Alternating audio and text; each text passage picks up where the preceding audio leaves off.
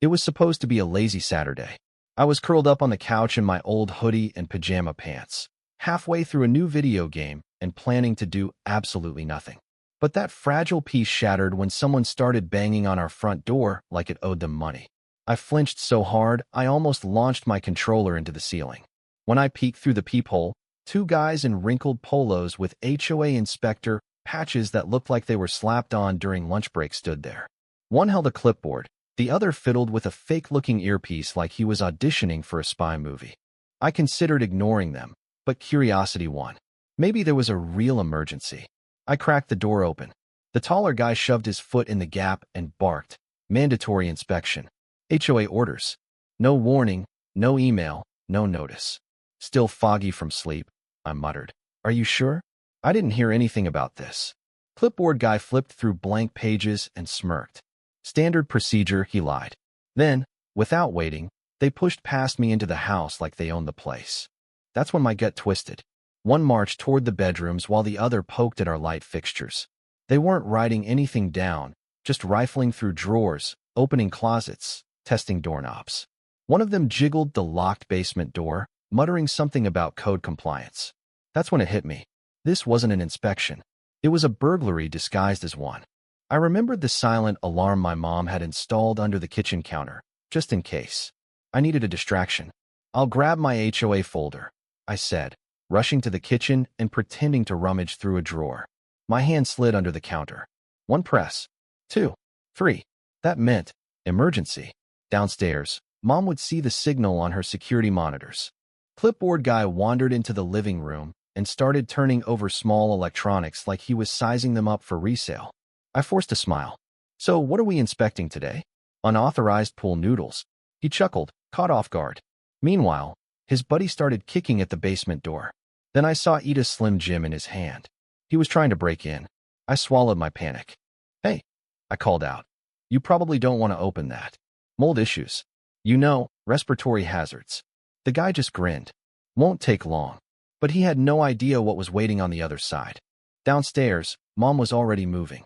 Monitors flickered on, showing both intruders.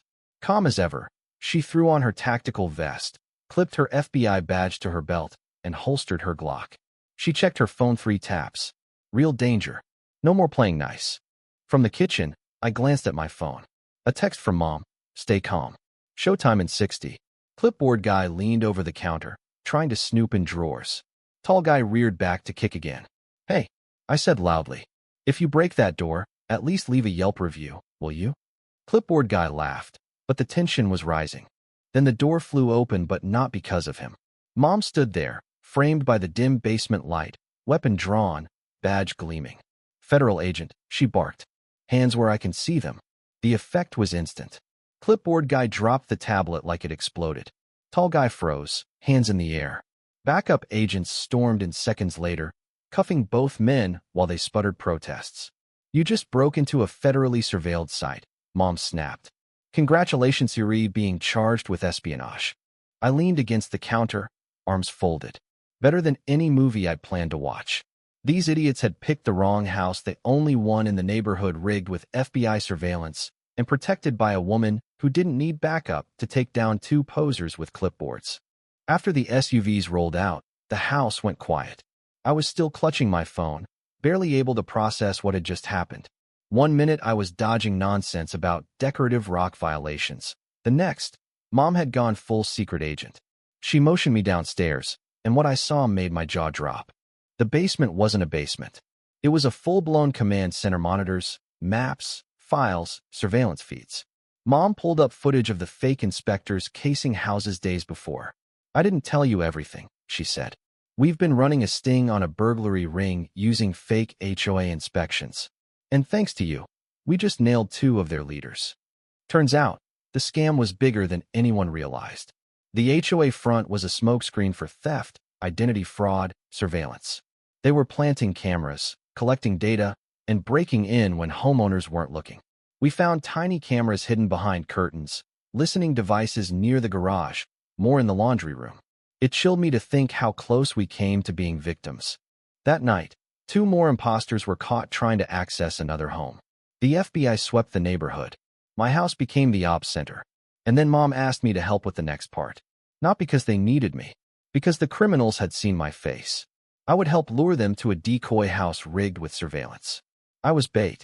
So the next day, I mowed the fake lawn in front of the decoy home, pretending to be a bored kid.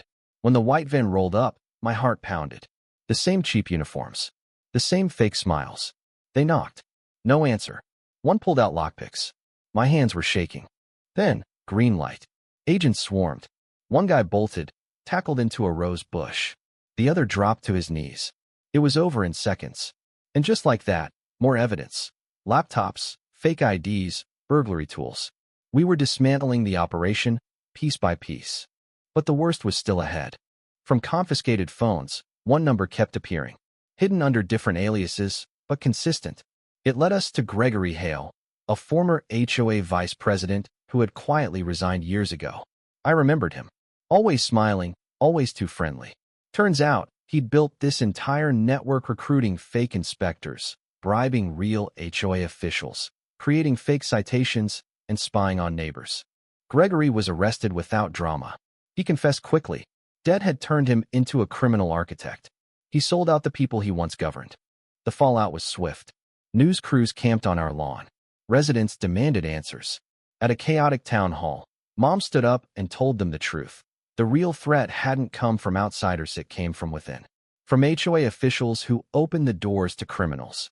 The crowd turned furious, but not at Herat the board. A recall vote was scheduled within a week. Civil lawsuits followed. And in the midst of it all, something unexpected happened. The neighborhood healed. Strangers became neighbors. People talked. They checked on each other, held cookouts, shared footage. They stopped relying on a corrupt board to keep them safe and started doing it themselves. Mom became a legend. Kids called her the FBI lady. She groaned about the attention, but I saw the pride in her eyes. She never asked for credit, just did the work.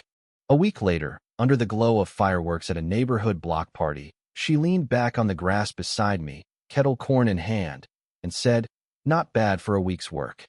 She wasn't wrong, but we both knew if the wrong people ever came knocking again, we'd be ready.